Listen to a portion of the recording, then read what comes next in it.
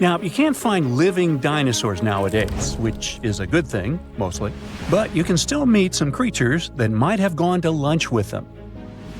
The frilled shark, for example, is a living fossil that comes from a family of sharks that have been around for about 80 million years. One of the coolest things about it is its long, eel-like body that can grow as long as 6 feet. It has 6 pairs of gills on its throat, which help the frilled shark breathe in the deep, cold ocean where there isn't much oxygen. The shark can move very quickly, like a snake, to catch its prey when it least expects it. Little frilled sharks take an exceptionally long time to grow, up to 3.5 years, which is one of the longest times for any animal with a backbone. The Chinese giant salamander is another living fossil that can tell you what was going on Earth around 170 million years ago. Now, when I say tell, I really mean it, as it can make sounds like hisses, whistles, and barks, and even a noise that sounds like a crying kid. The biggest Chinese salamander found so far weighed 130 pounds, as heavy as 2 Dalmatians, and was almost 6 feet long. Giant salamanders like to be alone. Hey, I want to be alone. And will chase away other salamanders from their space, except when it's time to start a family. During the day, they hide and sleep under rocks. They can make a special substance from their skin that keeps predators away. Now, gharials are reptiles that have been around for about 38 million years. They live in India and Nepal in slow-moving, muddy rivers. Sadly, there are very few gharials left in the wild, less than 100.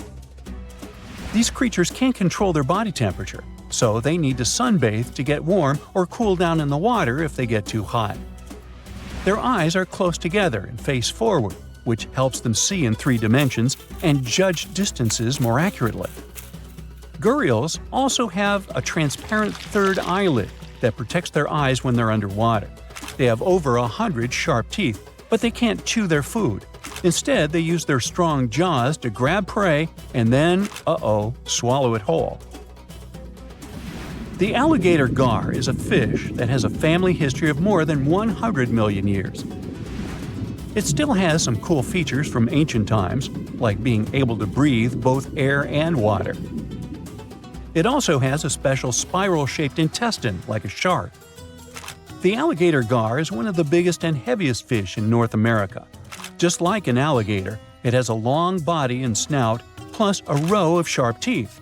But instead of legs, the gar has fins to help it swim underwater. The tuatara isn't a lizard as you might think, and isn't a dinosaur either. This New Zealand resident is one of the most unique animals in the world. Scientists love studying tuataras because they can help us understand how today's lizards and snakes evolved. One of the coolest things about the tuatara is its third eye, called a parietal eye, on its head. It has its own lens, retina, and a nerve that connects it to the brain. Scientists think it might help the tuatara know when it's light or dark outside and absorb sunlight to make vitamin D or help them keep their body temperature exactly right. Tuataras can live an extraordinarily long time, up to 100 years. Cassowaries are the youngsters on our list, as they've been around for only 60 million years. They have some things in common with dinosaurs, like their 3-toed feet and how they breathe. Cassowaries love to eat fruit, lots and lots of fruit. This love of fruit helps the rainforest, because when cassowaries eat the fruit, their bodies don't harm the seeds inside. As they move around the forest, they spread these seeds, you can guess how, with their own natural fertilizer, helping new plants grow. Cassowaries are big birds, about 6 feet tall and weigh over 100 pounds. They have a special claw on each foot that is 5 inches long, and they can use it to kick real fast.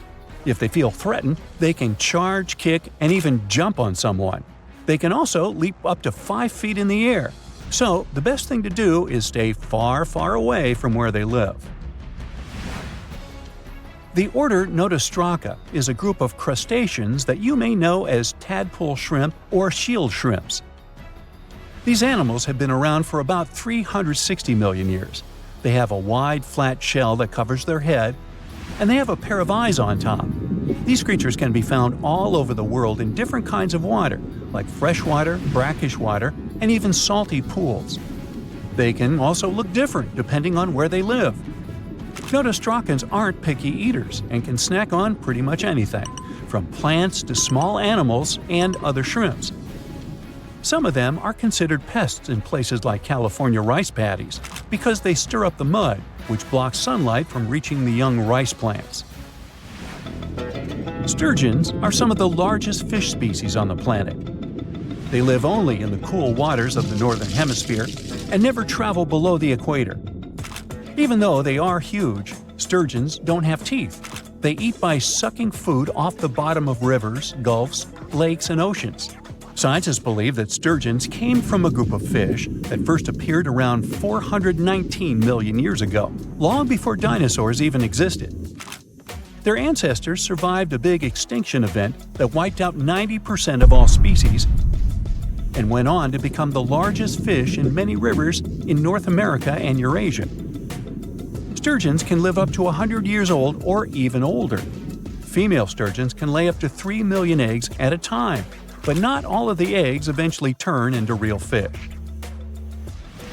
Our next hero, the Pacific lamprey, has successfully lived through at least 4 mass extinctions. Its ancient ancestors evolved over 450 million years ago. These creatures have cartilage instead of bones and a third eye, which is a special light-sensing organ on top of their heads. Instead of a regular jaw, they have a mouth surrounded by teeth. They latch onto prey and sup up body fluids like real underwater vampires. And although he wasn't living underwater, the story goes that King Henry I of England might have lost his life because of a lamprey. The English monarch loved this fish so much that he defied doctors' orders to stop eating its flesh. He got sick every time he'd have it, but the lack of bones and the unusual taste made the royal fall in love with it. As a result, he got some scary symptoms from eating lamprey and eventually passed away. Can you say clueless? The elephant fish, also called the Australian ghost shark, has been on Earth for around 400 million years. Even though they're related to sharks, they aren't actually sharks. Instead of bones, their bodies are made entirely of cartilage. These fish have a special shiny tissue in their eyes that can make their eyes look like they change color from yellow to green. Elephant fish can be pretty tough and will fight back if they feel threatened. They like to be alone and usually don't hang out with other fish. Horseshoe crabs also deserve the title of survival champs, as they've been around even before dinosaurs, since 450 million years ago. 4 species are still roaming the ocean from Maine all the way to Mexico. Horseshoe crabs are more like spiders than ticks than they are like real crabs. They have 9 eyes, plus extra light sensors near their tails, so they can see really well. They breathe underwater using flap-like gills near their belly, and sometimes they use these gills to swim upside down. Every spring, when the tide is high, these creatures come up to the beach at night to mate and lay their eggs, and you can see hundreds of thousands of them. Today, I'm going to tell you about creatures that had unique features which allowed them to grow to incredible sizes. They were some of the most impressive animals to have ever existed on our planet. The Argentinosaurus is a genus of sauropod dinosaurs that lived approximately 97 million years ago in what is now South America. Scientists think it was one of the largest land animals ever, with a length of up to 100 feet and a weight of up to 100 tons. A farmer stumbled upon a giant leg bone while tending his cattle. That's how he discovered the first fossils of the Argentinosaurus in Argentina in 1987. Further excavations uncovered more bones, revealing a massive dinosaur that would have dwarfed most other animals of its time. The Spinosaurus, meaning spine lizard, is a genus of theropod dinosaur that lived around 97 million years ago in what is now North Africa. It is believed to be one of the largest carnivorous dinosaurs to ever exist, with a length of up to 60 feet and a weight of up to 23 tons. The Spinosaurus is known for its distinctive elongated sail-like structure on its back. It was likely used for thermoregulation. It also had long crocodile-like jaws that were lined with sharp teeth. This allowed the creature to catch and eat large prey, such as fish, crocodiles, and other dinosaurs. The first fossils of the Spinosaurus were discovered in Egypt in 1912. The sperm whale, Physeter macrocephalus, is a species of toothed whale that is the largest toothed predator on Earth. It also has the largest brain of any animal species. It is found in oceans all over the world and can dive to depths of up to 7,000 feet in search of food. You can easily recognize sperm whales by their massive, block-shaped heads, which can measure up to 1/3 of their total body length. They have dark brown or grayish-blue skin and a distinctive wrinkled appearance. The Titanoboa is an extinct genus of a giant snake that lived approximately 58 million years ago. It is considered to be the largest known snake ever. It could grow up to 42 feet and weighed around 2,500 pounds. The first fossils of the Titanoboa were discovered in a coal mine in Colombia in 2004. This discovery meant a lot because it provided insights into the size and behavior of snakes during the Paleocene era, as well as the overall climate and ecosystem of the time. The blue whale, Balænoptera musculus, is the largest animal on Earth, measuring up to 100 feet in length and weighing as much as 200 tons.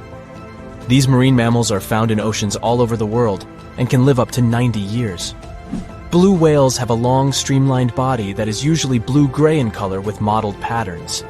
They have a small dorsal fin and 2 pectoral fins that are about 1/3 the length of their body. Blue whales feed on tiny shrimp-like creatures called krill, and they eat a lot. A single adult blue whale can eat up to 8,000 pounds of krill in a day. The Leadsichthus is an extinct genus of large, bony fish that lived during the Jurassic period, approximately 155 million years ago. It is believed to be one of the largest fish that have ever lived. Some estimates suggest that it could grow up to 55 feet in length. The first fossils of Leadsichthus were discovered in England in the 19th century, and more recent discoveries have been made in other parts of Europe, South America, and Africa. Despite its enormous size, the Leadsichthus was a filter feeder, similar to modern-day whale sharks, and likely fed on plankton and other small organisms. The creature did it by simply swimming with its enormous mouth open, filtering water through its gills. The pterodostro is an extinct species of flamingo-like birds that lived approximately 35 million years ago. They were relatively small birds with a wingspan of about 2-3 feet. And they were known for their distinctive long, narrow beaks equipped with comb-like structures used for filter feeding. The pterodostro lived in shallow bodies of water, like lakes and lagoons, and mostly fed on small crustaceans and other tiny organisms. The animal filtered them from the water using the comb-like structures on the inside of its beak while swimming through the water. The African elephant is the largest land animal on Earth and one of the most recognizable ones. There are 2 species of the African elephant, the savanna elephant, Loxodonta africana, and the forest elephant, Loxodonta cyclotis. You can see them in various parts of sub-Saharan Africa. These creatures can be identified by their large size, gray skin, and long trunks. African elephants can grow up to 13 feet tall and weigh up to 14,000 pounds, depending on the species and gender. So, if you ever take the Galapagos cruise, you might be lucky enough to see one pretty remarkable fella. It's called the red-lip batfish, and it looks like some sort of bat that overdid its makeup. You can find it at depths from 50 to 300 feet, and you probably won't miss it because it can grow up to 10 inches long. They mostly chill on the seabed, where they shuffle their way along the seafloor on their stubby little fin legs with pretty large feet. Yup, very odd to see a fish walking. But from time to time, they come to the surface to see if there's something interesting up there. You can also find them at the edge of reefs. Red-lip batfish are not fans of warm waters, so you'll mostly find them in colder ones. It's an anglerfish. That's the type of fish that lures its potential prey with a fleshy lobe. Do you see it here on a filament that arises from their snout? These fish usually come with a big head and wide mouth. No comment. Their tail and bodies are relatively small. The red-lipped batfish has a fleshy growth on its head. That's how it catches smaller animals, such as mollusks, shrimp, and little fish of opportunity. Now, check this bizarre creature lurking in the deep sea. It's called a tripod fish, and you can find it all across the Indian, Pacific, and Atlantic Oceans. Look at their long, bony fins. They can extend up to 3 feet from their underside and tail. Scientists think they pump fluid into these fins when they're standing so they can remain rigid. When they're swimming, their long fins softly float beneath them, which can sometimes look a little bit awkward. I mean, the walking part looks kinda weird too, but cool, you must admit.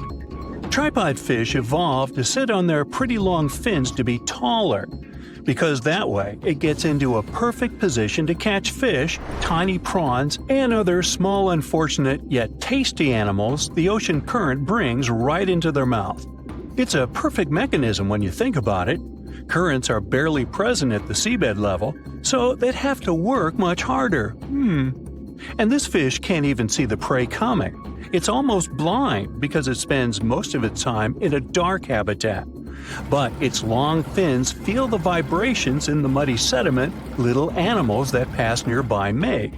And these pectoral fins that sit right behind its head are some sort of antenna.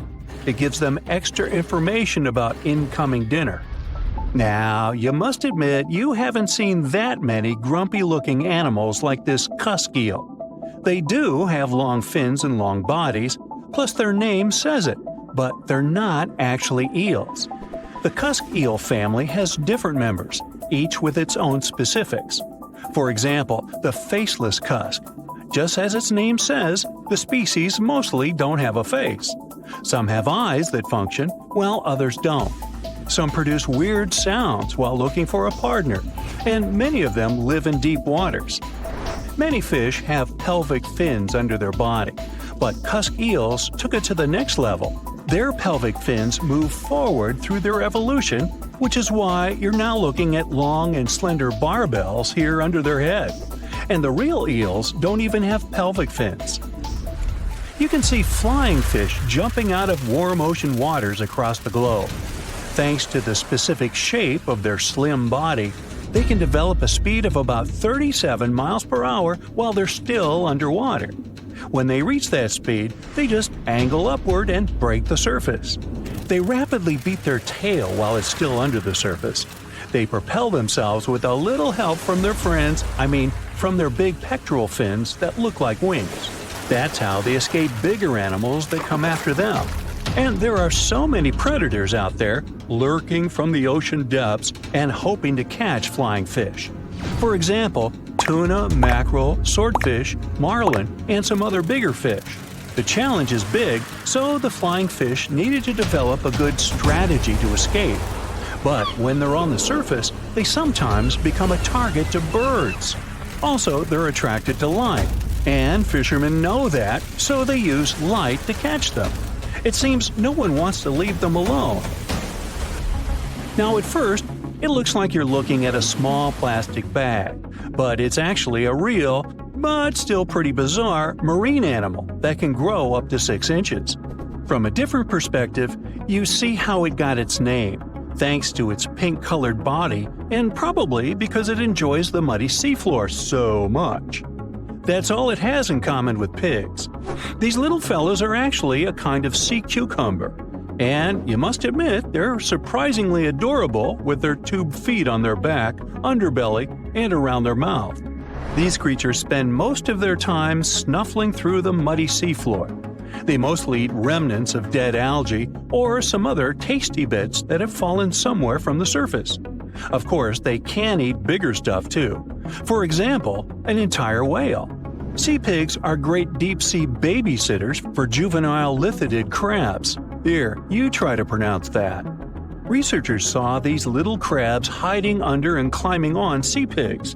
It was probably a way for the young crabs to stay safe from dangerous predators, and a way for sea pigs to kill some time and earn some extra cash. Yeah. Now, at first, a sea angel looks like some creative animator decided to create a cartoon with such a heartwarming character. But what you're looking at is a real creature, a small swimming sea slug. Its body is transparent, which gives the creature such a fairy tale look. And check out its graceful flapping wings. It's definitely not something we'd expect from slugs. Given a choice, they'd prefer to stay in cold waters. Snails and slugs usually fall into a category called gastropods, and the members of this group usually have muscular feet. But in the case of sea angels, it developed into appendages that remind of wings. This is what helps them with swimming in open waters. And they don't have shells either. But don't let their sweet angelic appearance dupe you. These creatures are quite sneaky.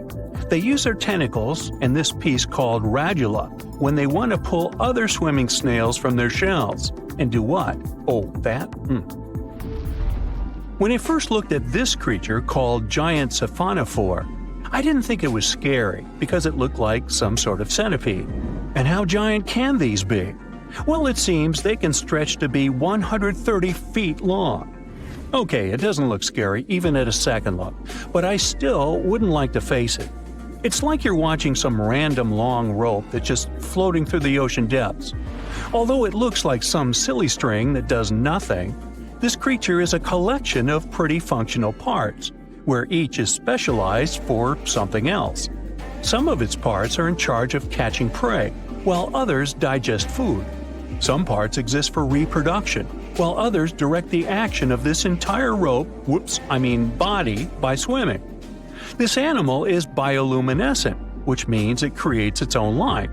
When it bumps against some random object on its way, its stem glows and you can see a bright blue light. Isn't the flapjack octopus really cute? With its stumpy webbed arms, big eyes, and fins that remind of ears on its mantle, really adorable. You'll mostly find the flapjack octopus on the seafloor. It likes to spend most of its time there, since that's where it can relax and lay flat, looking like a pancake. And when it feels it's time to go somewhere, this little creature swims or hovers above the seabed. It flaps its fins and pulses its web of arms, and looks nothing like an octopus, more like pulsating jelly. Well, yes, that's weird. The Bermuda Triangle is one of the most heavily traveled shipping routes in the world. Some skeptics believe that this fact solves the Bermuda Triangle mystery. Statistically, the busier the area, the higher the frequency of accidents and disappearances. While this makes sense, it's not the frequency of disappearances that's responsible for the mystery of the Bermuda Triangle. It's the lack of explanation or wreckage found. On his very first voyage to the New World in 1492, Christopher Columbus sailed through the Bermuda Triangle. Columbus reported that one night, when he was on the deck of the ship, he noticed a giant light appear in the distance, unlike anything he'd ever seen before. Columbus looked at his compass for direction, and it gave off erratic readings. You might have noticed that the Bermuda Triangle doesn't appear on any world map. This is because official institutions refuse to acknowledge that the area actually exists. No one exactly knows how many ships and planes have disappeared in the Bermuda Triangle. The rough estimate is 50 ships and 20 planes. Most of the time, the disappearances had no explanation and no wreckage has ever been left behind. When the TBF Avenger planes went missing, a massive search operation was conducted. Boats and planes searched the Bermuda Triangle for any signs of the aircraft. One of the boats searching was a PBM-5 Mariner airboat. The airboat took flight at 7:27 p.m. and called in a routine radio message 3 minutes later. Then, it was never heard from again. No trace was ever found of the rescue airboat or the 5 Avenger aircraft. A huge investigation was launched into the disappearance of all these vehicles, but nothing was ever discovered. The Bermuda Triangle is home to some pretty intense and unexpected weather. Storms build up quickly and unexpectedly, then disappear soon after. If you blink, you might miss it. This could explain why few distress signals are issued. Pilots and sailors never saw the weather coming. A popular theory suggests that rogue waves are responsible for the many disappearances. Rogue waves are called extreme storm waves by scientists. They occur when different weather patterns take place at the same time and cause large unexpected waves that reach up to 100 feet tall.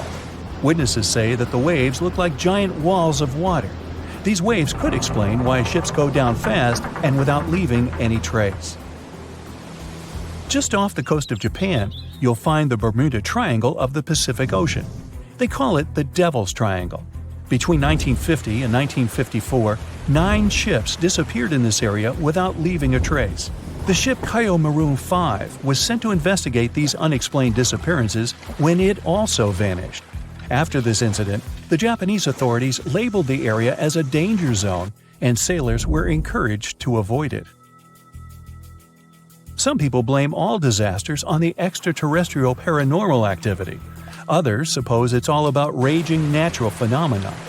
Some scientists believe the cause of anomalies is the environmental changes.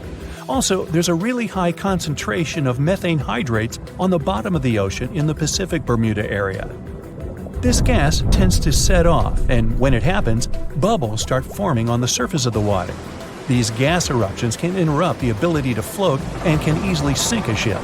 Because of this chemical reaction, there won't be even a trace left. Underwater volcanoes are said to be another possible explanation for the Japanese Dragon's Triangle. In fact, they can take down even small islands. Luckily, nobody lives there. It's a pretty common thing in this area that some of them disappear underwater and others appear out of the blue because of seismic activity. You'll never find the Dragon's Triangle on any official map of the world, so nobody's quite sure about how large it is in reality. In July 2015, 2 teenagers disappeared after setting sail off the coast of Florida. There's some mystery about what the 2 teens were really getting up to. They told their parents that they were just going to fish, but they told their friends that they were crossing to the Bahamas. Shortly after they left, a line of thunderstorms moved towards the area, and the boys were never heard from again. A massive search was conducted, but sadly, nothing was found. 1 year later, the pair's boat was found off the coast of Bermuda with a broken iPhone and some personal effects left inside. One of the most popular and bizarre theories trying to solve the Bermuda Triangle mystery comes from Charles Berlitz. He insists that the area is home to the lost city of Atlantis. The missing ships and planes and malfunctioning equipment, according to him, were all caused by rays of energy let out by the special energy crystals that power Atlantis. While this sounds silly, Berlitz's theory was convincing enough that over 20 million people bought his book worldwide.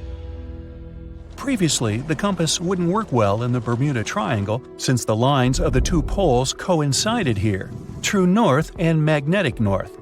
But if you fall into this line, your compass will behave strangely. But the magnetic north is constantly shifting, and now it's far beyond the triangle.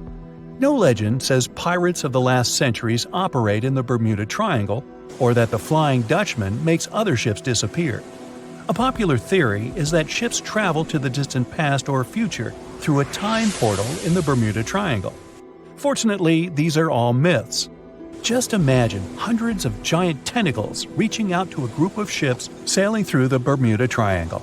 In the past centuries, they could easily sink an entire fleet, since the ships were made of wood and were lighter. Squids wrapped decks with their strong tentacles, made holes in the ship's hulls with their sharp beaks. Toothy suction cups could break the masts and tear the sails. The water was filling the holds and slowly rising to the deck. The ship sank in a matter of minutes. Survivors reached the shore and told everyone about huge monsters. This is how the legends of the Kraken appeared. Fortunately, now people have sonars and equipment for monitoring the sea space. They say the main reason why this place is so enigmatic must be the magnetic fields that form this ominous triangle. Ocean floor is made of rocks containing a lot of magnetite. It's more like iron. Magnetic fields react to the high concentration of magnetite on the ocean floor, which may start a sort of conflict between the two. It can often lead to various weather anomalies and, as a result, navigation issues. And naturally, any changes in the ocean floor or the Earth's magnetic fields influence the Bermuda Triangle a lot. Magnetic fields tend to shift their position, so do tectonic plates and even the continents, even though we never notice it. The skies are usually very clear there, but back in 1883, some people witnessed abnormal things in the area. Some claim to have seen large blocks of ice falling from the skies, and the crew even managed to save one as hard proof. Seems like the Bermuda Triangle has an alternate not only on Earth, but even in space. Spacecraft usually don't disappear into thin air though, like there's no air. This anomalous area is really large and stretches right above the South Atlantic. It occupies the area from Chile to Zimbabwe and sits right at the point where Van Allen radiation belts are the closest to the surface of our planet. The Earth has two such belts, which come in handy trapping the particles that shoot in from the Sun. They do a great job protecting the Earth from radiation. The magnetic field there is lower, so it allows the Earth's radiation belt to come closer to the surface. Whenever a satellite passes by, it will be exposed to radiation, which might lead to serious damage. So, no satellite can take pictures of it. The South Atlantic anomaly is part of the Earth where natural radiation just flows out of control. Still, there is little evidence that all these triangles are really dangerous. Many believe the Bermuda Triangle itself has been proven time and again to be nothing but a work of fiction. In fact, some shipwrecks, such as the Ellen Austin, gained popularity in the middle of the 20th century, while nobody even thought of drawing a triangle in the Bermuda area before that. The mystery was popularized by science fiction writers and became a common myth, while no serious research proved it any more dangerous than other parts of the world's ocean. So, the crew of the Ellen Austin back in 1881 weren't even aware of the Bermuda Triangle back then, let alone afraid of it. What do you think?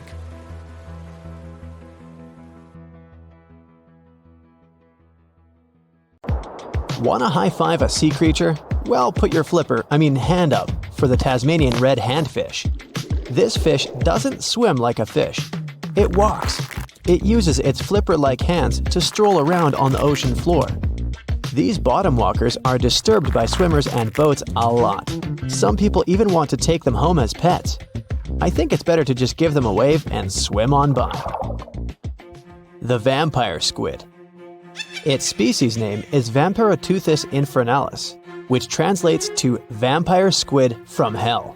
Oh yes, this vampire squid means to terrify everyone with its name, its dark red color, its spikes at the bottom, and the scary fact that it can basically turn itself inside out.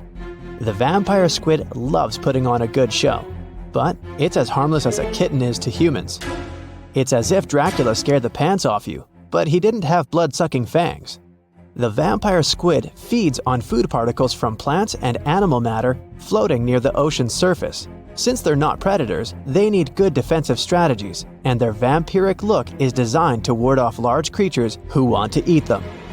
Turning themselves inside out is a defensive mechanism since the spiky areas in the inner skin are more intimidating.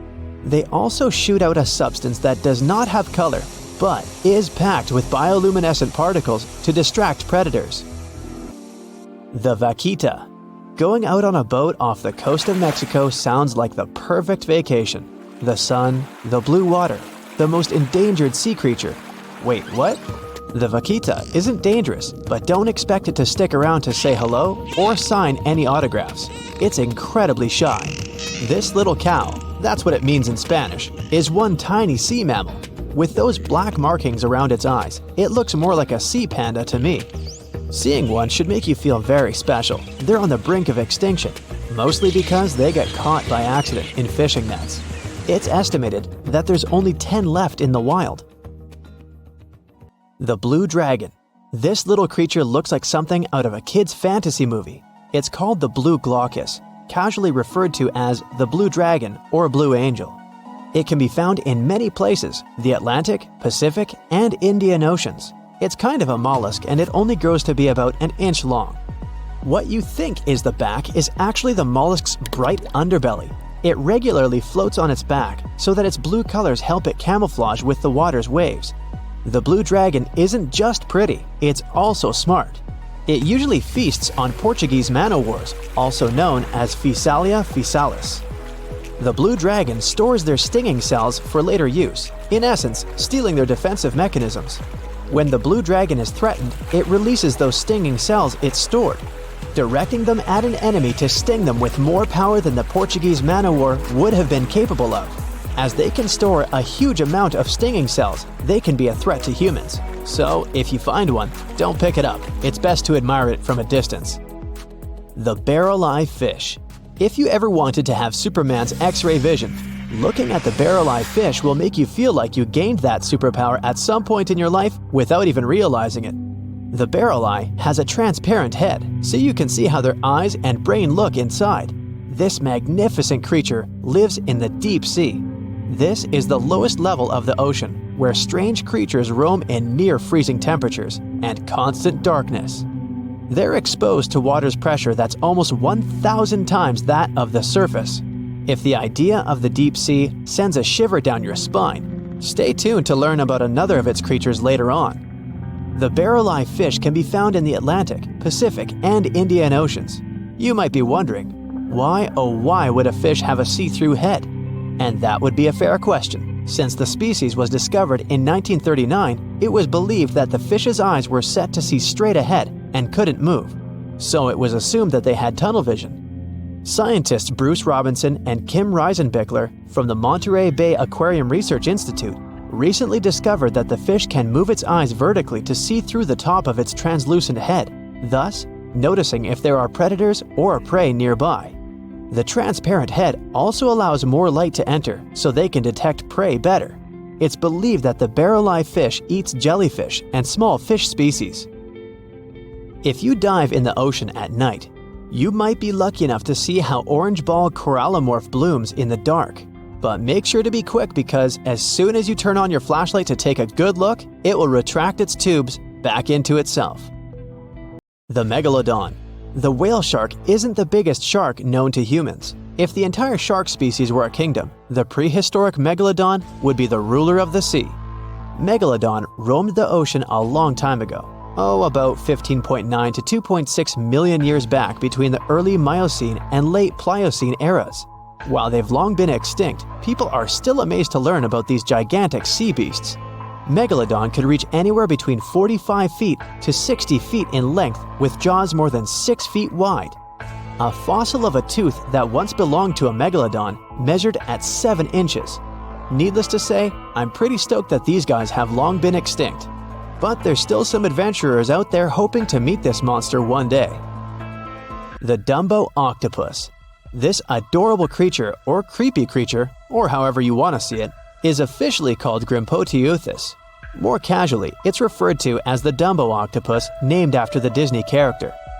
Though Dumbo, the elephant, not the octopus, was teased for his big ears, it's highly unlikely that this adorable octopus gets teased by its water neighbors.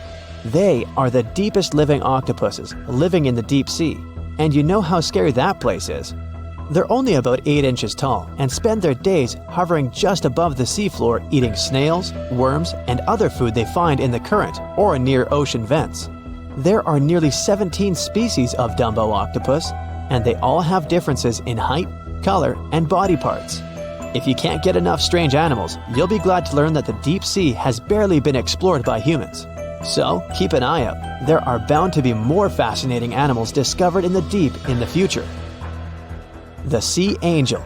These creatures might look and sound pretty cute, but their diet is far from sunshine and lollipops. Their favorite food are sea butterflies.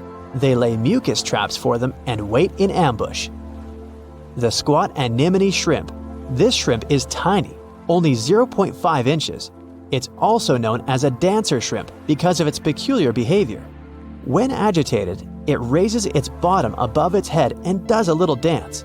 Divers also say it readily jumps on their hands and cleans them. The coconut crab. This guy may look pretty creepy, especially when the sun goes down. Mature coconut crabs are around 3 feet in length.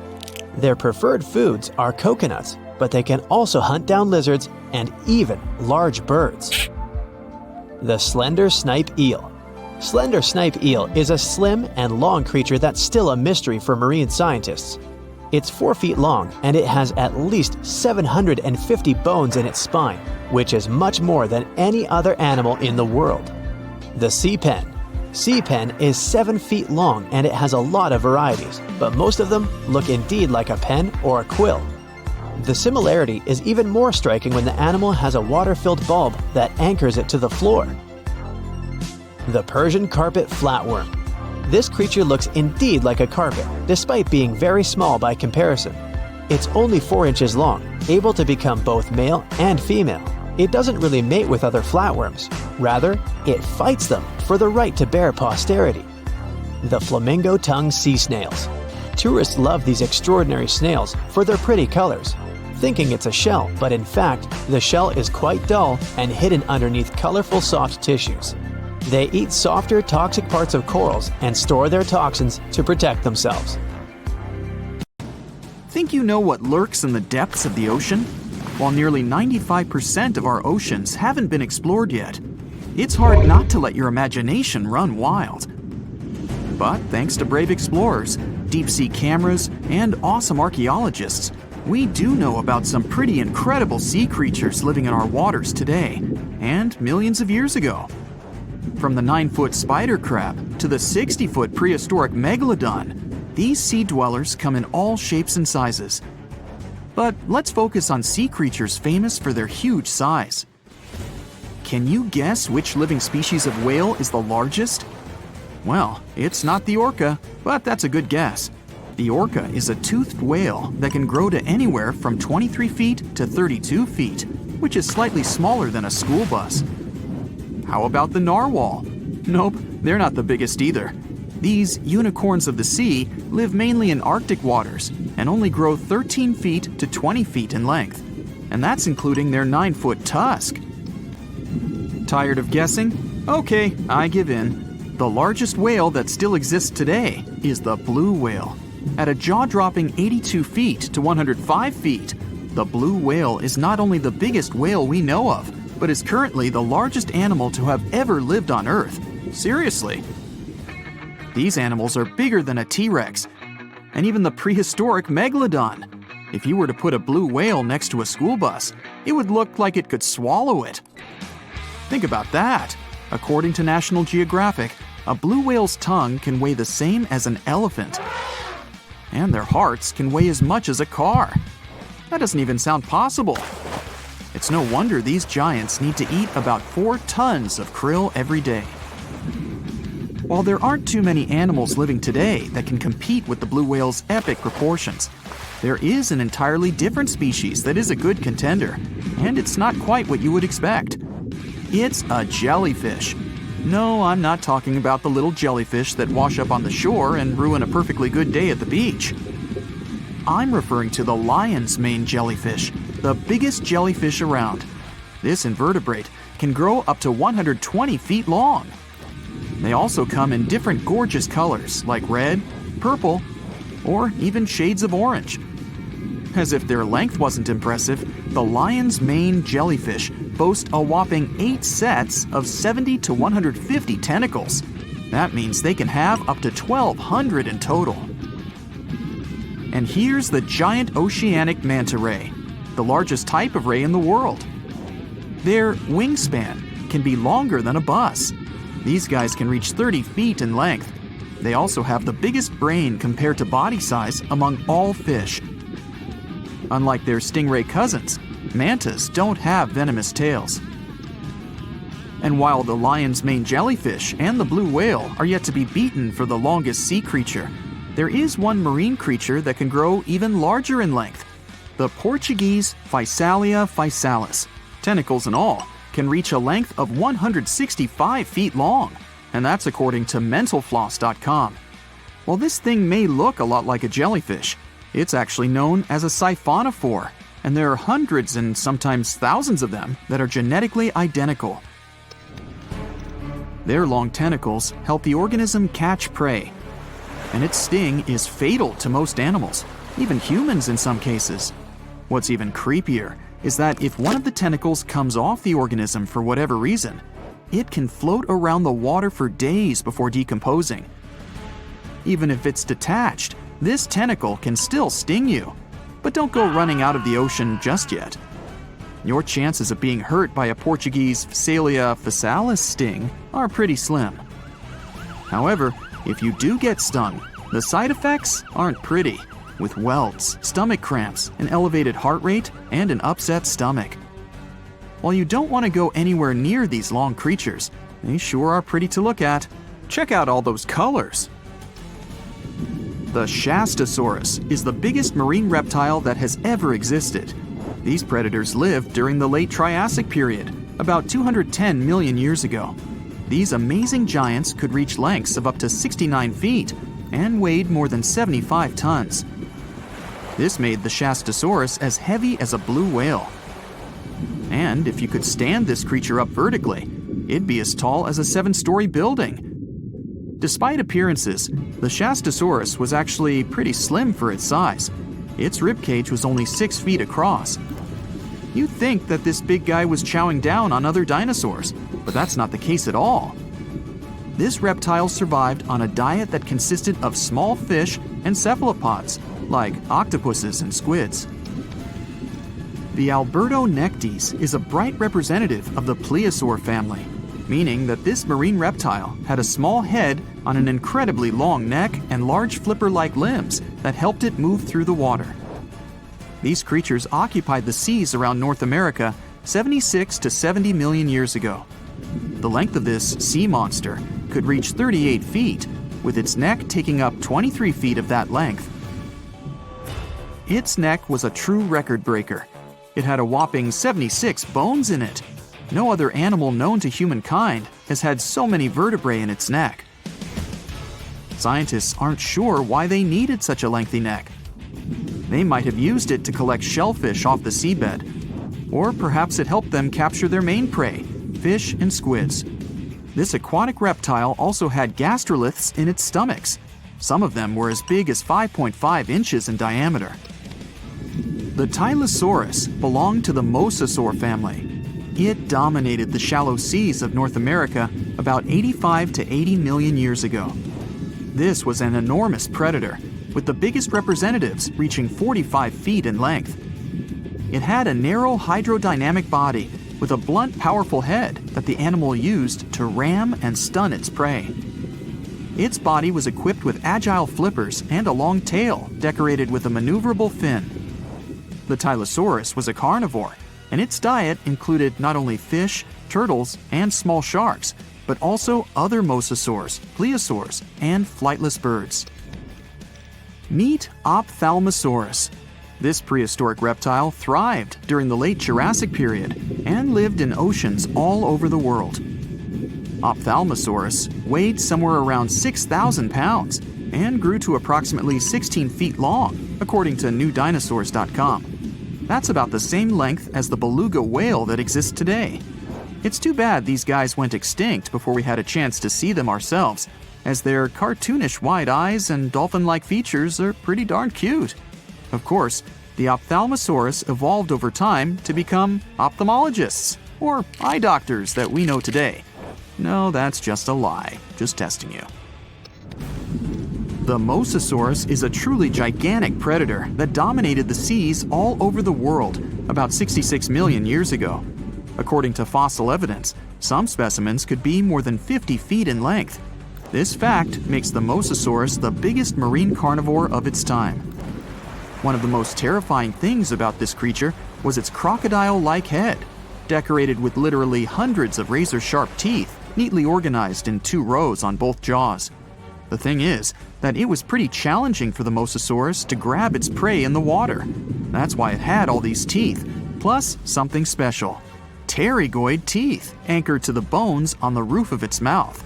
This made hunting and holding onto its prey much easier.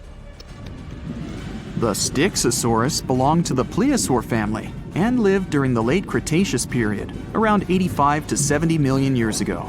Upon first glance at this dinosaur, you might mistake it for a sea snake, and it'd be an honest mistake. Styxosauruses were about 35 feet in length, but over 16 feet of that consisted just of their long snake-like neck. They had a comparatively small body and weighed approximately 4 tons. Their mouths were full of razor-sharp cone-shaped teeth that they used to catch fish.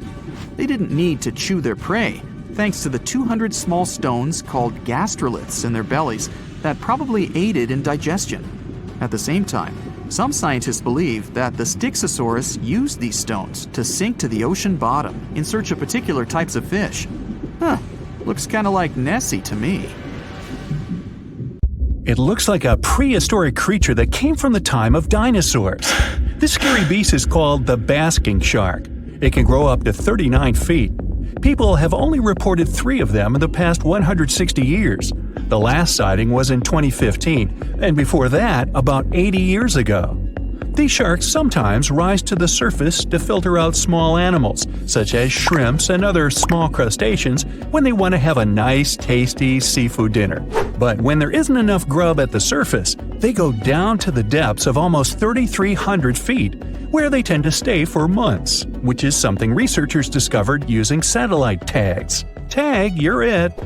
Now, basking sharks like to spend their time in more temperate waters, but they can migrate long distances. They live across the globe, but in warm tropical or subtropical areas, they won't go near the surface because they're not fans of high temperatures. The lion's mane jellyfish is not that rare, but it's fascinating how large it is. It's the biggest among jellyfish species and the longest animal. Its total length can reach 120 feet. That's approximately 23 feet more than the longest blue whale scientists know about. The jellyfish has around 70 to 150 tentacles, and they all contain huge amounts of neurotoxins that can seriously harm you if you come in contact with the animal. But people don't usually come across this type of jellyfish because it rarely lives near the coast, preferring the open ocean. Generally, you can find the lion's mane jellyfish no deeper than 65 feet below the surface, where it dines on small fishes, zooplankton, and some other types of jellyfish. It uses its tentacles to catch its value meal. Hey, you want fries with that? The giant phantom jelly comes out of the darkness and depths of the ocean's midnight zone. Its sun hat-shaped bell reaches over 3 feet across. This bell trails 4 ribbon-like mouth arms that can be up to 33 feet long. This quite rare creature uses its mouth arms to catch unfortunate animals swimming around and not knowing what's coming for them. Giant phantom jelly propels itself through the water with periodic pulses coming from its orange head. It glows faintly and mysteriously in the pitch-black depths. It lives across the globe in all the oceans except for the Arctic. I'm guessing it's too cold. Because of its odd shape, people often call the oarfish the dragonfish or sea serpent. It's about 26 feet long, which makes it the longest bony fish we know about, and lives at depths of 3,300 feet. Oarfish spend most of their time in the deep, dark parts of the open ocean in tropical and subtropical areas. They almost never come to the surface, unless, invited. It's a ribbon-shaped and shiny silver creature with a long red dorsal fin and red oar-like pelvic fins. Its body has no scales and is very thin. The fish can grow to a length of about 30 feet and weigh 660 pounds. Oarfish have really big eyes that help them see better in their dark, scary surroundings. The frilled shark is definitely one of the gnarliest-looking marine animals out there. If you saw it somewhere, you'd probably think you went back to the age of dinosaurs. Yup, the frilled shark is a prehistoric creature because its roots go back 80 million years. This living fossil can grow to be 7 feet long. It got its name from its frilly gills. Even though frilled sharks have the shark part in their name, they swim similar to an eel in a distinctly serpentine way. Its mouth is terrifying. Similar to the maw of the great white shark, it has 300 trident-shaped teeth lined in 25 rows. Hey, come a little closer, huh? Researchers discovered this creature in the 19th century, but people rarely see it, and no wonder. It usually lives at depths of between 390 and 4,200 feet. Most of the time, the frilled shark feeds on squid, swallowing them whole. Its long jaws allowed the frilled shark to gape extra wide and swallow animals half as long as its entire body. Goblin sharks are very rare. Researchers have spotted fewer than 50 of them in more than 120 years.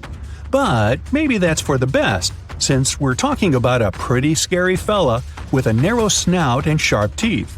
It's also capable of thrusting its entire jaw outward when it wants to catch something. Sounds familiar. As it's lurking through the dark depths of the ocean, a goblin shark sees a small squid that looks quite yummy. The dangerous animal inches toward the squid. When the poor creature notices the predator, it tries to dart away, but it's too late. The shark has already thrust its jaw the whole 3 inches out of its mouth. This jaw is connected to the flaps of skin the shark can unfold. This helps a lot because the goblin shark is a sluggish animal, so it's pretty hard for it to chase its food. After finishing its lunch, the goblin shark puts its jaw back in its mouth and swims away as if nothing's happened. Goblin sharks mostly live at the bottom of the ocean. Like many other shark species, they prefer swimming alone. Here's a silver-colored creature with very rough skin. That's the ocean sunfish, with a total length of almost 11 feet. Its other name is mola. The ocean sunfish is the heaviest of all bony fish out there. People sometimes call it a swimming head because of its bizarre appearance. These creatures have such a weird shape because they're born with a back fin that never actually grows. It just folds into itself as the animal matures and creates a rounded rudder. The sunfish is a bit clumsy. It moves with the help of its mighty fins that allow the animal to swim on its side. This marine inhabitant is a solitary creature. It mostly feeds on zooplankton and jellyfish. The spotted wobbegong is one of the world's rarest sharks. It grows to be more than 10 feet long. It may not look as terrifying as some of its shark relatives, but it's pretty good at catching unsuspecting animals swimming past, mostly during the night. The animal has a spiracle, which is why it can breathe while staying still at the bottom of the ocean. It's motionless most of the time, which is why you can barely notice it. Its flat body and large pelvic and pectoral fins blend in with the underwater terrain. That's why they're so good at hiding. This ability helps when these sharks want to protect themselves too. Wobbegong means carpet shark. They usually live close to the ocean floor in coral reefs, on sandy bottoms, and under piers. People have even spotted the shark in the water that is barely deep enough to cover its flattened body. Now, blobfish lack teeth and bones, so they can't actively hunt. Since they don't have much muscle mass, they can barely move around. Hey, I had a roommate like that once. They get their energy from animals they scoop up from the seafloor. They also know how to conserve this energy. That's how it usually goes with deep-sea creatures. They don't have as much food as those animals that swim closer to the surface. Instead, they have special body mechanisms that allow them to save energy for the times when they don't have much to eat. Pressure at the depths where the blobfish lives is 120 times as high as that at the surface. That's why the bizarre creature looks like a weird gelatinous mass only when you bring it up to the surface. The pressure here is not strong enough to keep its body together. Hey, breaking up is hard to do. The white margin stargazer could compete with the blobfish for the title of the ugliest animal in the sea, don't you think? Now, this animal has eyes on the top of its head, together with an upward-facing mouth which the creature uses to hide itself in the sand.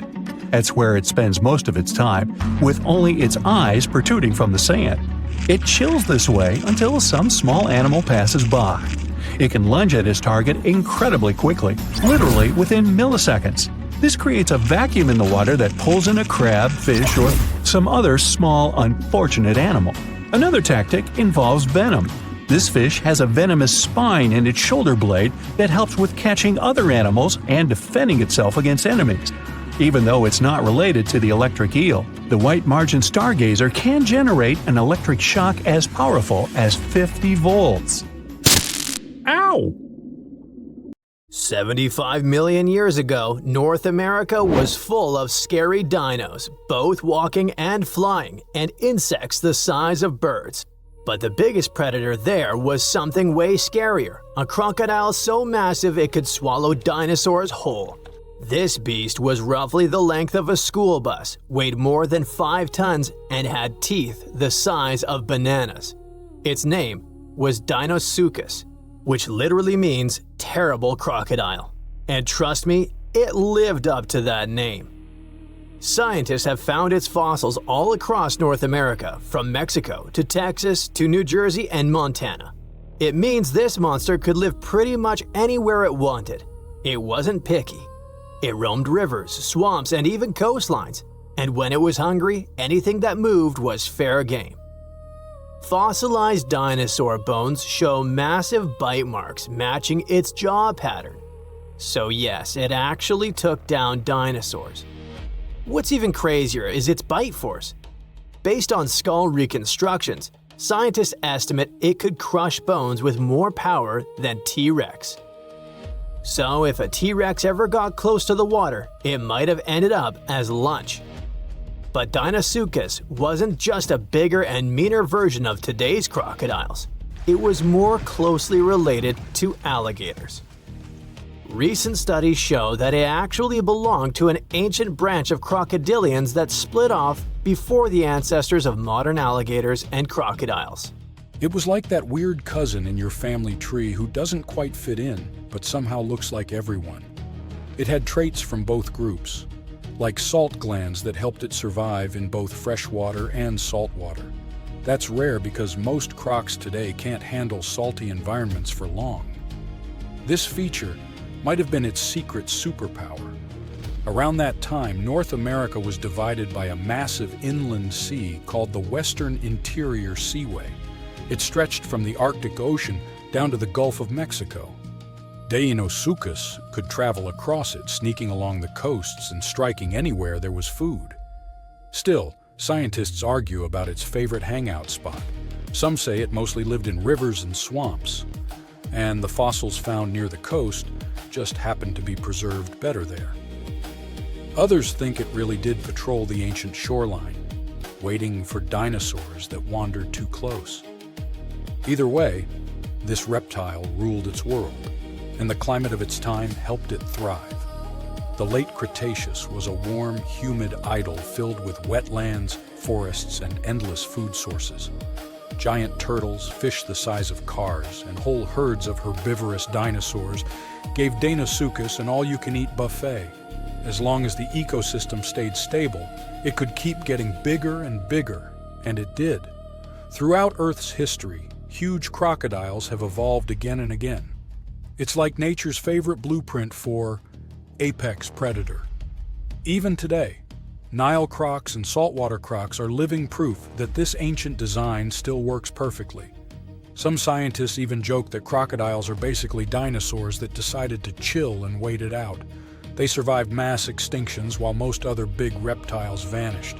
Deinosuchus wasn't so lucky and went extinct around 73 million years ago, most likely because the environment changed and its food sources dwindled. But the ocean is still full of mysteries. Maybe some gigantic croc-like beasts are still lurking out there. And while we're guessing, let's look at some other prehistoric creatures that make scientists rewrite what they thought we knew about life on Earth. First up, we have the Dragon of Death. Don't even make me pronounce its full name, Thanatosdracon amaru. Scientists found its bones in western Argentina, in formation layers called the Plotier Formation, from about 86 million years ago, the late Cretaceous. This creature wasn't just big, it was gigantic for a flying reptile. Judging by some of its bones, it has a wingspan somewhere between 23 and 30 feet. That's like a small plane wing outstretched. It's officially one of the largest pterosaurs ever discovered in South America. Its fossils are pretty well preserved, including parts that are usually squishy and fragile in flying reptiles like vertebrae and limb bones. This gives scientists clues not just about how it moved, but about what ecosystems were like back then.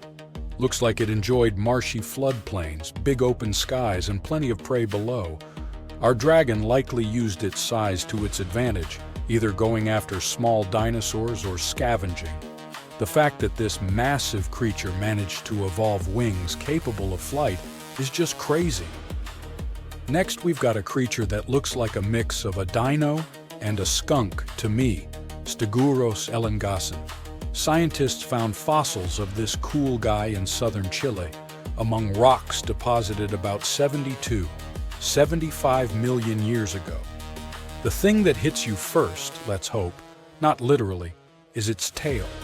Instead of the usual spikes or clubs you get in other armored dinos like ankylosaurs, Stegosaurus had a flat blade-like tail made from fused bones.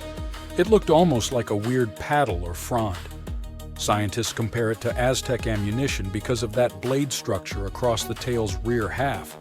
It wasn't huge, only about 6.5 feet long, but what it lacked in size it made up for in weirdness and cleverness. Its body had armor plates, protective skin scutes, and a skull structure showing features of different dinos. So it was kind of a hybrid in style, which got paleontologists rewriting some of the family trees of armored dinosaurs. Also, the fossil is unusually complete, about 80%, which is rare because armor bones are often damaged or missing. This is super useful for science because it shows us how armor evolved, especially in southern continents. And you definitely need to meet our next hero, a truly bizarre marine reptile that once patrolled the waters of what's now Wyoming, Serpentisuchops fisteri. This creature was part crocodile, part sea monster, and 100% nightmare fuel. Scientists first found its fossils over 25 years ago, but they only recently managed to piece together enough of its remains to truly understand it. It had a super long neck, which was normal for plesiosaurs, and a croc-like skull and body. Most fossil books would tell you these traits shouldn't exist in the same animal. So this guy was a stunning exception. Paleontologists have found its lower jaw, a large portion of its skull, neck vertebrae, tail, and ribs.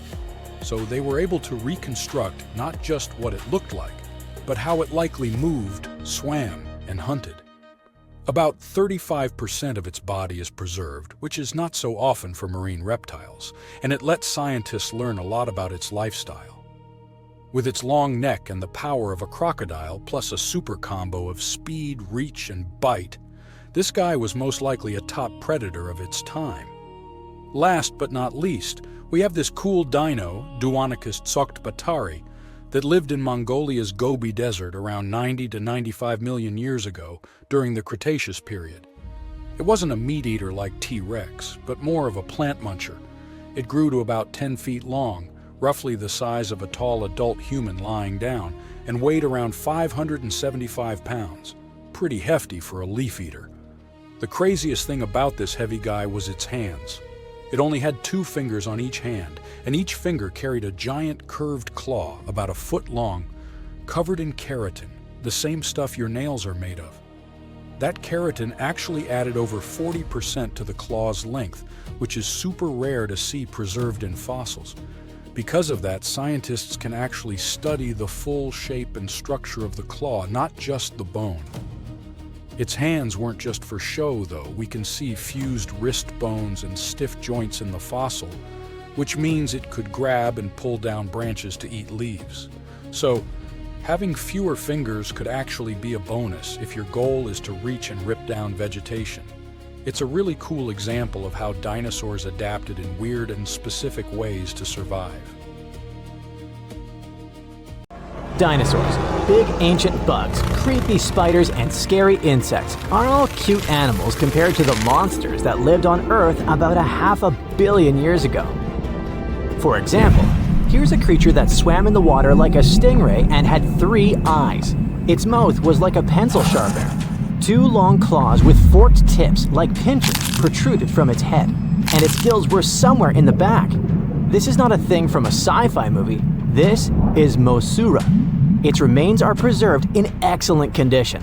Let's look at it more closely and study other similar monsters.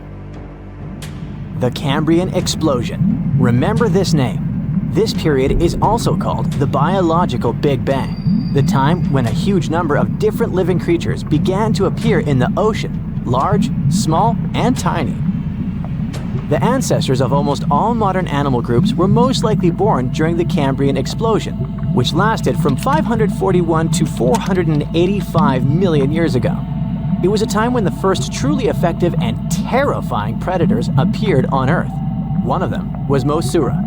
It's only the size of an index finger, but you would never want to meet such a creature while swimming in the sea. It's scary to imagine what it could do with its pencil sharpener-shaped mouth. And you probably wouldn't be able to hide from it because, Come on, it had 2 eyes on the sides and 1 big eye on its forehead. Mosura belonged to a group of arthropods. Scientists called it a sea moth since it reminded them of a moth.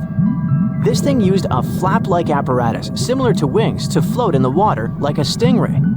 This monster was quite creepy, but its appearance may seem familiar because it's a distant relative of modern spiders, crabs, centipedes, and moths. Scientists found several 506 million-year-old Mosura fossils, but unlike many other similar finds, these ones have been preserved in excellent condition.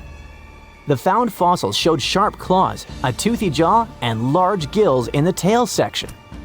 Some parts of the fossil were so clear that they revealed the details of the creature's internal anatomy, including parts of its nervous and circulatory systems and digestive tract. It had jointed limbs like those of modern insects and crustaceans. When this monster swam in the sea, it probably grabbed its prey with long spiked claws sticking out of its head. Many Mosura relatives have claws covered with multiple spikes, which help them grab food. But that ancient creature had smooth claws forked at the tips. That is, it grabbed the prey with those tongs, using them like chopsticks, and then brought it to its mouth. Of course, this is an assumption, and nobody saw how this creature actually did it. Unlike many other similar animals, Mosura's posterior segmented body was studded with gills. Scientists don't know why this was necessary, but they assume that such an unusual breathing system helped to adapt to an environment with low oxygen content. Perhaps Mosura led a very active reproductive lifestyle that required high oxygen consumption. Creepy, dangerous, and reproducing fast. An excellent set of qualities for one of the most dangerous predators of antiquity. But what did Mosura eat? It probably caught different types of worms and small arthropods. It's nice to think that this monster lived so long ago and was so small. But what if this creature was the size of a shark and was swimming in the ocean these days? Perhaps it would become a dominant dweller and people would swim much less along the coast. Mosura lived in the water but was discovered in the Burgess Shale Rock Formation in the Canadian Rockies. Many mountains on Earth were once the seabed inhabited by strange creatures. One of them was Opabinia. It had 5 eyes, a mouth facing backward, a long trunk and claws instead of a nose. Wait, what? It's too strange even for science fiction, even for outer space. In its eccentricity, Opabinia was perhaps the loneliest creature on Earth. Scientists couldn't find another species that would be similar to this individual until recently. Meet Utaurora. It seems to belong to the same species as Opabinia.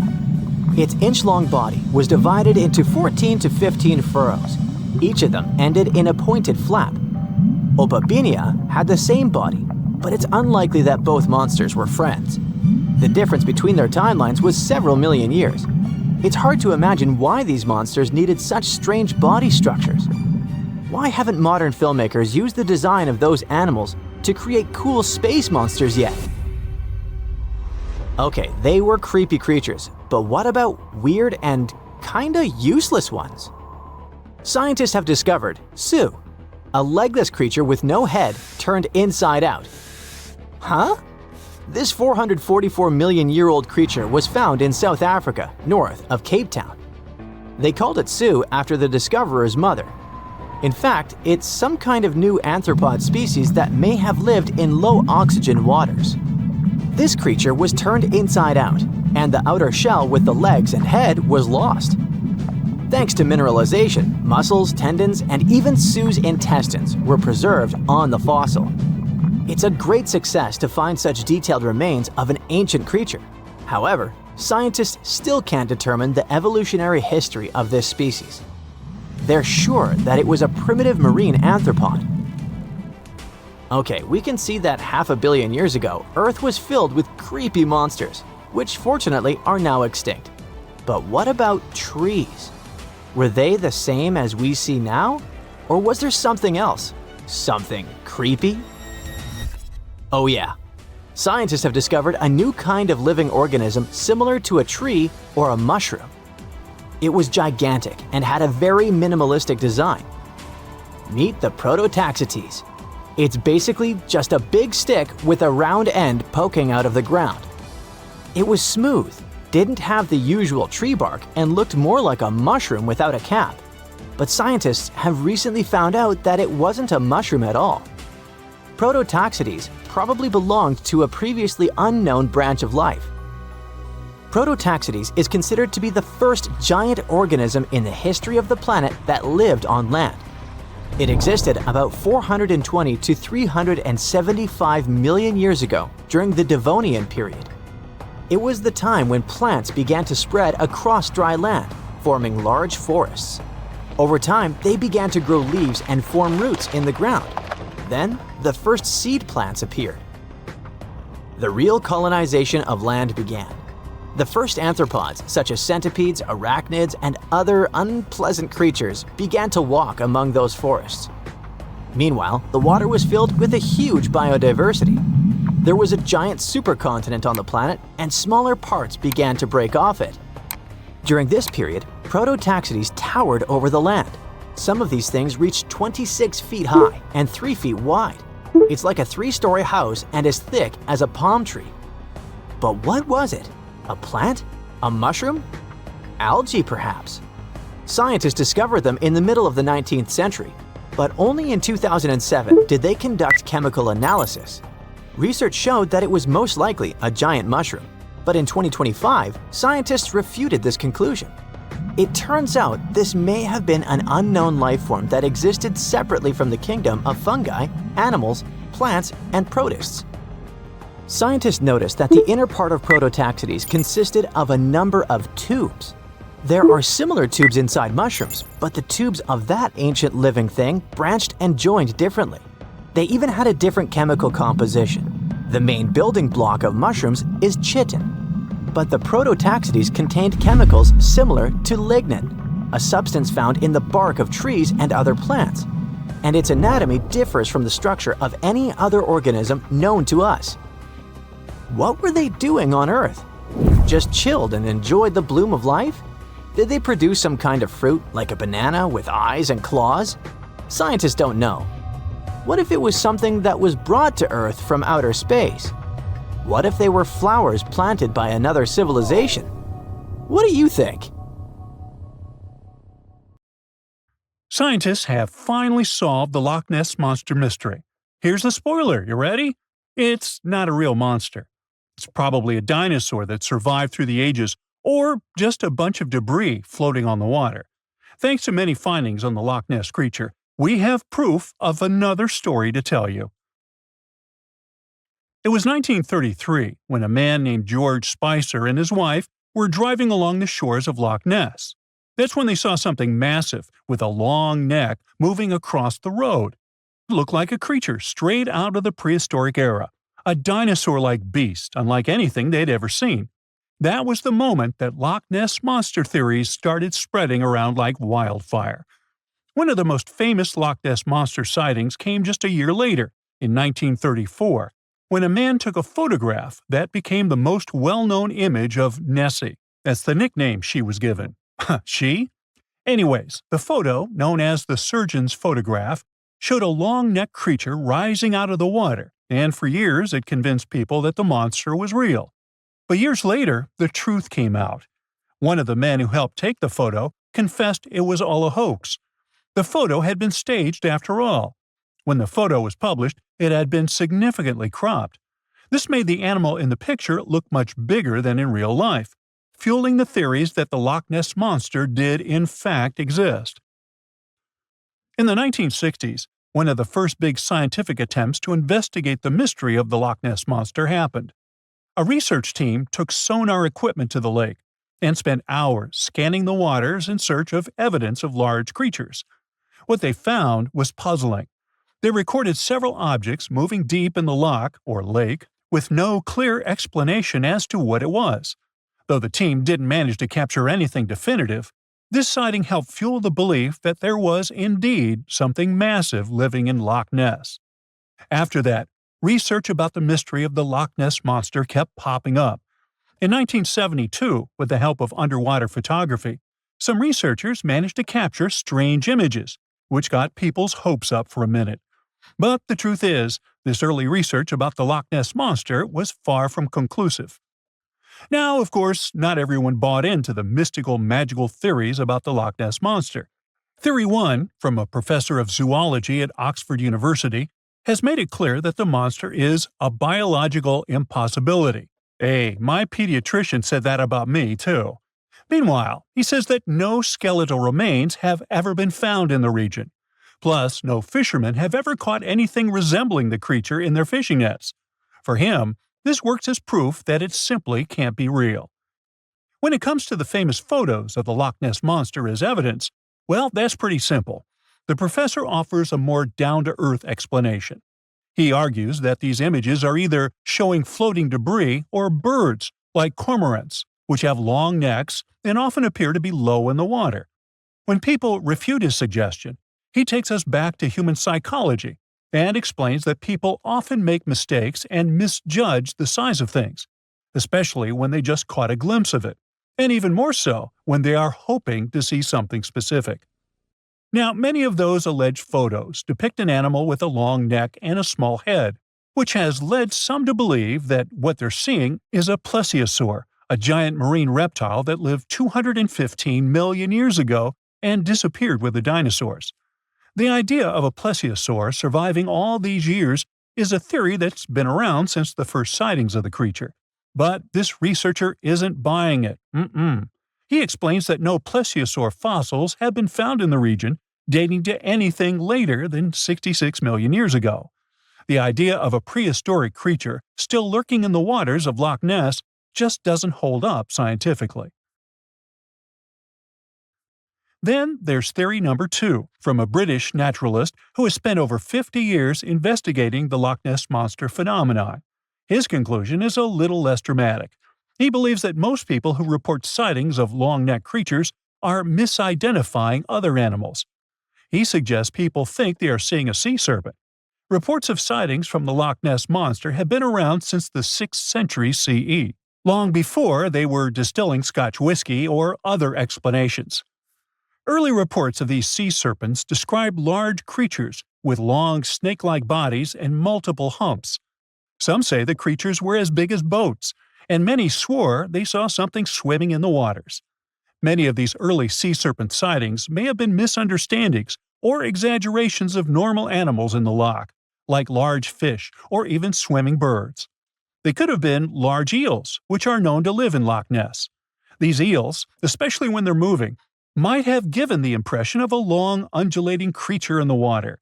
People who saw these eels from a distance, particularly in low light or misty conditions, might have mistaken them for something much more mysterious. Theory number 3 says something else.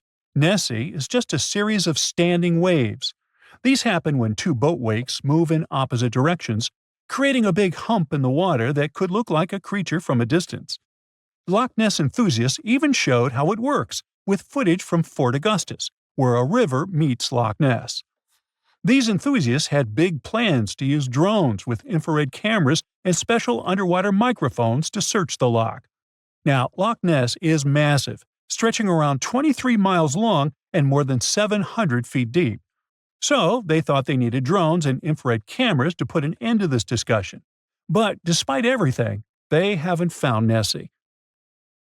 But it's not only the Loch Ness Monster that lacks scientific explanation. There have also been scores of sightings of Yetis and Sasquatches that no one can really explain. Folks have made movies, dreaming of finding the truth about these creatures.